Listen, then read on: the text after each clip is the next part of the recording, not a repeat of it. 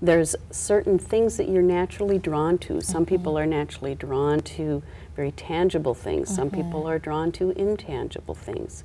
There's a way that all of us are wired to work with and through others when we're at our best. And there's an environment that really helps you be your best. And where we really differ from a lot of other tools is that we can describe what is innately deeply motivating and satisfying for a person, what gives them a sense of passion and joy. All of us have a singular result that we are about wanting to achieve. And when we can do that in our role, or in role at work, or when we can do it avocationally, we have a real sense of purpose and calling that is deeply fulfilling. And when we're doing that, we're at our best. Wow. Now you talked about stories, and I'm somebody that loves stories. I love to talk about myself. I like to talk about my experiences.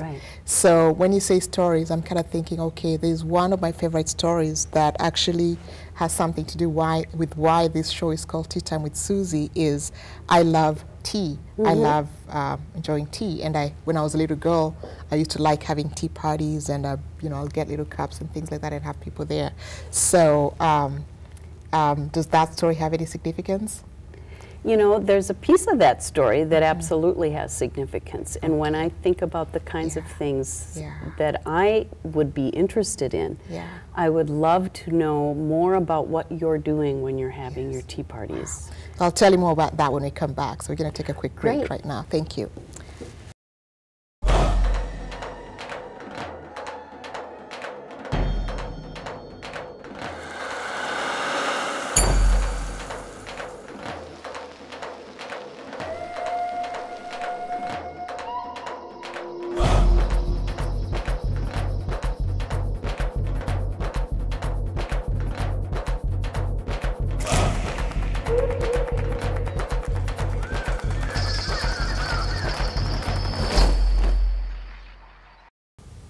Welcome back. You're watching Tea Time with Susie, and today we're talking about our gifts, your strength.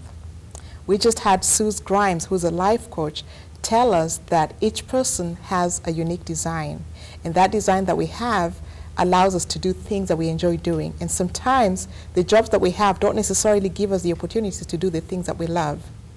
One of the things that we learned just before the break is that even if your current job is not a good fit for you, and even if you don't always enjoy the things that you do, there's other ways to do things that are in line with your job fit. We've got a new guest here, Lindy Stanky, and she's going to be talking to us about stories that will help us and encourage us to see ways that we can use our gifts, even if it's outside of our work. Welcome, Lindy. Thank you, Susie. It's so nice to be here. You're welcome. Thank you. I'm really honored that you could be here. I'm just dying to hear your stories. You've gone through quite a bit of stuff in the last year or two, right? Yes. In April of 2010, my husband was 32 years old. His name is Mark, and he was diagnosed with kidney cancer. A very odd time in somebody's life to so you're too old for some cancers and too young for other cancers that are typical in the kidney. So, but we had just an amazing community of people that surrounded us during our journey. And it began with surgery and then very intense radiation and chemotherapy that lasted for about 8 months. And he was treated down at the Mayo Clinic. So we had a lot of instances where people were coming around us and surrounding us with their love and different gifts and serving us in different ways. Wow. Yes. Can you share an example of one such situation? Yes. Particularly one individual, her name is Karen, and she was, I kind of refer to her as my angel because she just was very kind and gentle to me in a very difficult and challenging time. And she really used her gifts of service and organization and just calmness to really help us navigate through all of the different instances that arise during a medical journey. And she used her organizational skills to set up meals for us for 6 months. We had 3 meals a week for 6 months. We had yard work done every single week for 6 months. Individuals would volunteer their time to drive Mark to and from Mayo. And that is just the tip of the iceberg of things that people did for us. So there were some very unique things that people have done for us along the way. So what does Karen do for a living?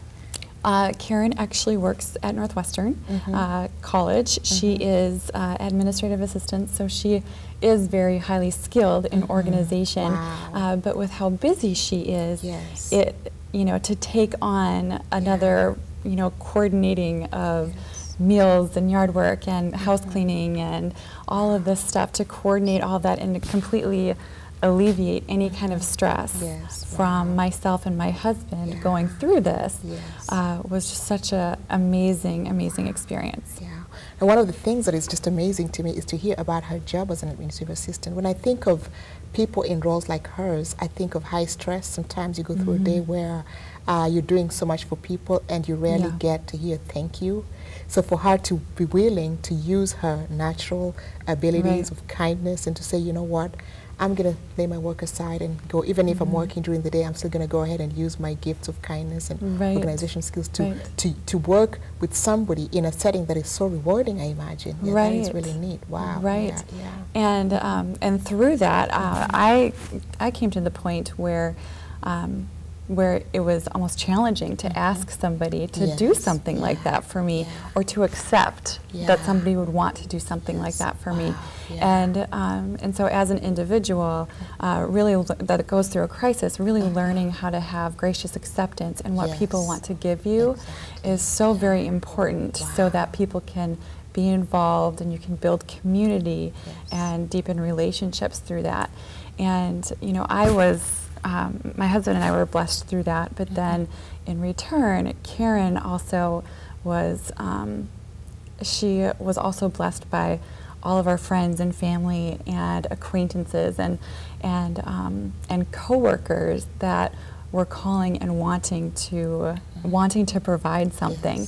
And that was, and so for her to be able to witness the outpouring of love and service that people wanted to do for us, she said that was one of the most amazing blessings about being part of it. Wow. That is so true to our theme today, your gifts, your strength. When you operate in your gifts, that gives you so much strength. You feel empowered to contribute to the day-to-day lives of everyone, and it just brings so much joy. Those of you watching at home, I hope you're encouraged to learn that, first of all, it's okay to be who you are. You don't have to apologize for your gifts and your unique design. And if you're stuck in a job that you don't love, that should never, ever stop you from being who you are and from finding opportunities elsewhere to utilize those gifts. Thanks so much for watching our show today.